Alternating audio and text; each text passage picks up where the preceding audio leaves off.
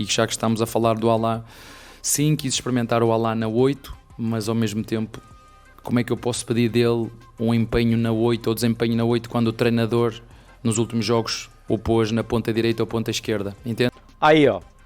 Como eu posso pedir um rendimento na 8, sendo que eu botei ele na esquerda e na direita? Ele sabe que o Alan foi mal, tá? Presta muita atenção nisso. O Abel está mandando um recado para a diretoria, tá? E isso é um recado que eu tô trazendo para vocês também que ficam insistindo que o Alan é 8.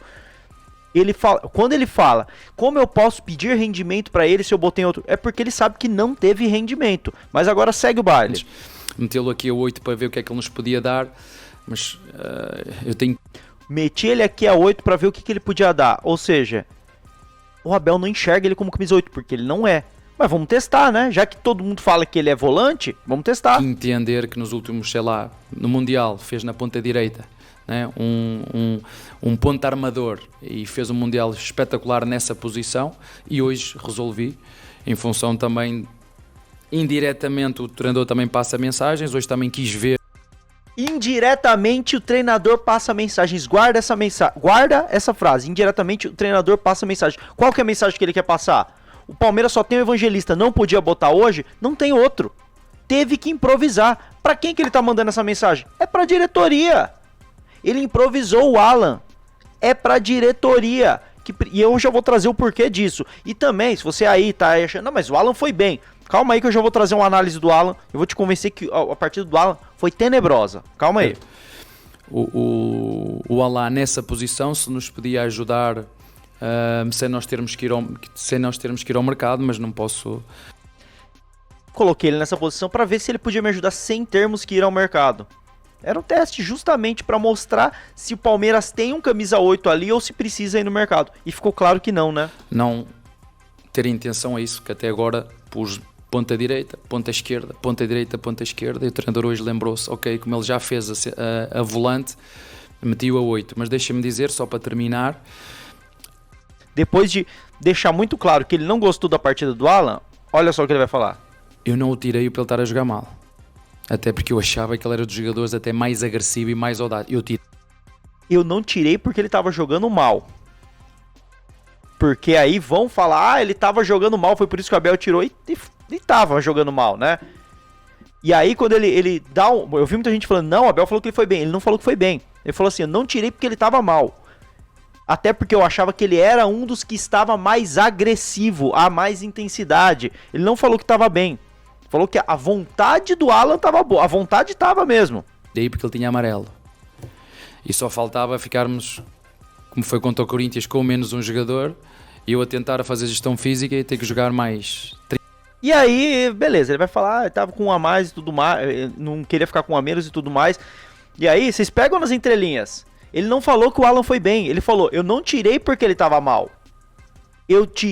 Até porque eu achava que ele tava bem e tudo mais. E blá blá blá. Na intensidade, na vontade. E ele tava. Agora, taticamente, ele tava uma tragédia. E aí eu trago pra vocês uma análise que eu gravei lá pro meu Instagram. Eu vou colocar aqui num formatinho mais curto aqui. Só pra vocês entenderem. Pra quem não acha, deixa aqui nos comentários o que vocês acharam da partida do Alan.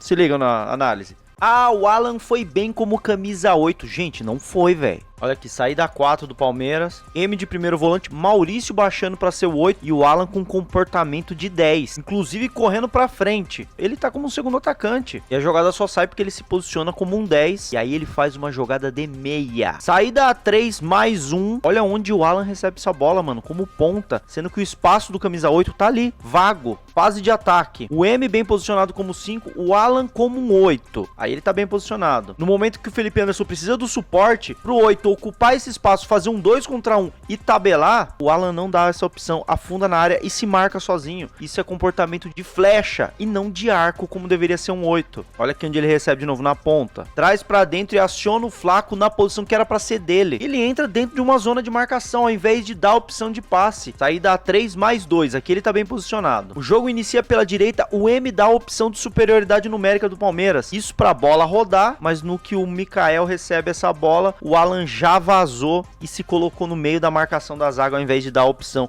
na zona do segundo volante. Tá entendendo? A partida dele como um 8 foi horrível. Ele não é 8, eu sempre tô falando isso aqui. Ah, Rick, mas ele fez uma boa partida. Sim, em lances como esse, onde ele infiltrou como um 10 e mostrou a qualidade que ele tem como um bom jogador que ele é. Pra quem só enxerga os highlights, tá aqui, lances de jogo, mostrei pra vocês. O Alan não é 8, o Palmeiras precisa contratar. E tudo isso, ó, no dia em que sai essa notícia aqui, ó, do Gol BR, eu trouxe aqui no tweet do Terini, ó, o Palmeiras fez uma nova sondagem por Andreas Pereira do Fulham e ouviu que a negociação poderia custar entre 12 a 14 milhões de euros, ou seja, dentro daquele valor que o Palmeiras pagaria pelo Marcel Ruiz, que ele tava ali brincando pro inciso e tudo mais, e muito abaixo daquele 18 milhões de euros que teria sido o que o Palmeiras tentou pelo Andreas Pereira no início do ano. E aí a informação é, os valores são bem inferiores aos discutidos na negociação de janeiro.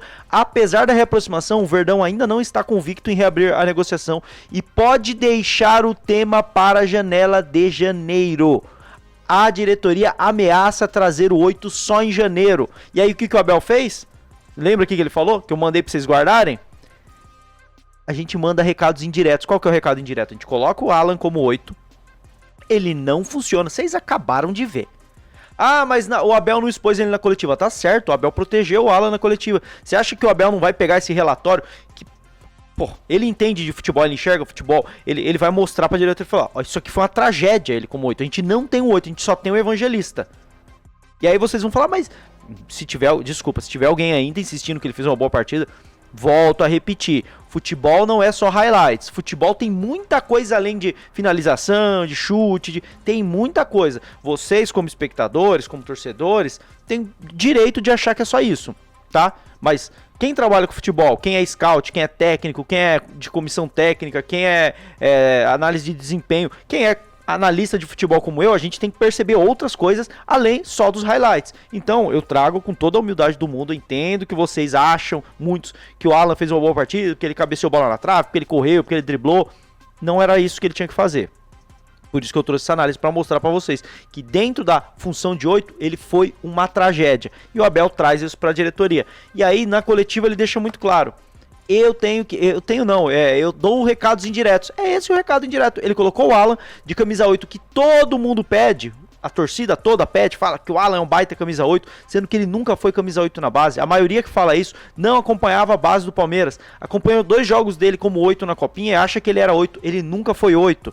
E o Abel trouxe isso para a diretoria.